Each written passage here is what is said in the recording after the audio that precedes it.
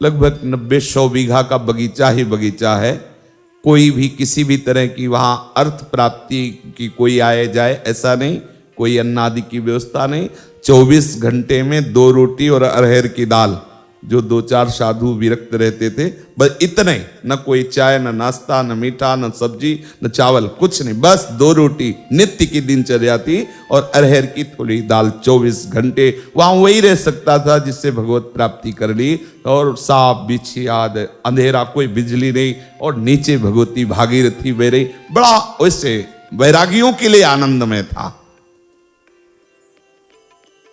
जब गंगा किनारे भ्रमण कर रहे थे तो वो स्थान बहुत प्रिय लगा। लगभग 2 वर्ष वहां रहे। बड़ा ही पवित्र स्थान, मतलब जैसे स्मृति आती है तो चित्त चुरा जाता है। थोड़ी देर के लिए वो शोभा सामने आकर्षित करती है।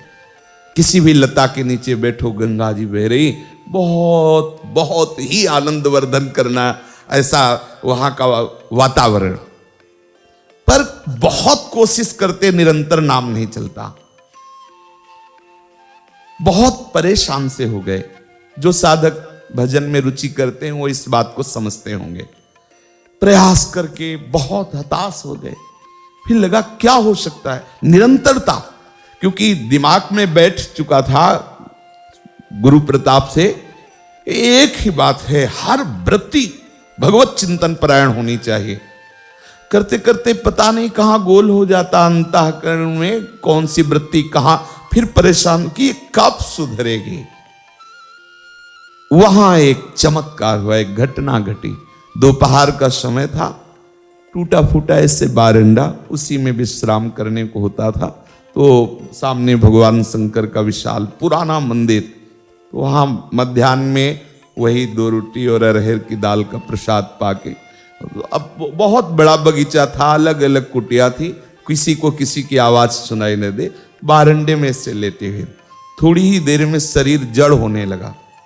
हिला नहीं सकते, बस चेतना है कि हम देख सकते हैं, और दिमाग काम कर रहा था। शरीर पूरा एकदम जड़ता को प्राप्त हो गया। बहुत ही सुंदर सुगंध, एक अलौकिक सुगंध, बड़ा उन्मादकारी सुगंध। सामने दृष्टि थी, हिल सकते नहीं थे। देखा गंगा की धारा से श्वेत वस्त्र धारण किए हुए एक महापुरुष धीरे धीरे आ रहे। आकर के सर को गोद में लिया और कुछ बोल रहे थे। वो गुरुमंत्र की तरह स्वीकार किया। उसको कभी बोला नहीं कि वो क्या बोल रहे थे, अंदर ही अंदर उसको वो बस ऐसे ऐसे माथे पे ऐसे करते 1 मिनट ऐसा ऐसे करके बस फिर अपार सुगंध उनके शरीर से। ये हम कोई स्वप्न नहीं देख रहे थे, कोई ऐसा नहीं था कि तंद्रा भी आए, खुली आंख, बस शरीर में जड़ता थी, हिल नहीं सकते थे।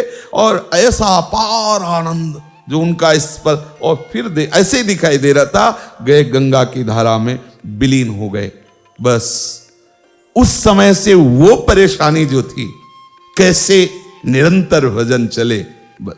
हमने जीवन में देखा है कि ये कोई न कोई रूप लेके आते हैं, और जहां उपासक अटकता है वहां ये पार कर देते हैं।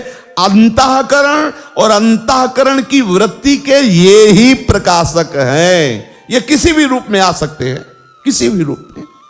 ये असंत के रूप में भी आ सकते हैं, बड़े लीला विहारी है, पीट पाट के भी उपदेश दे सकते हैं। मतलब कई ऐसी लीलाएं जीवन में दर्शन करने को मिली भ्रमण के समय।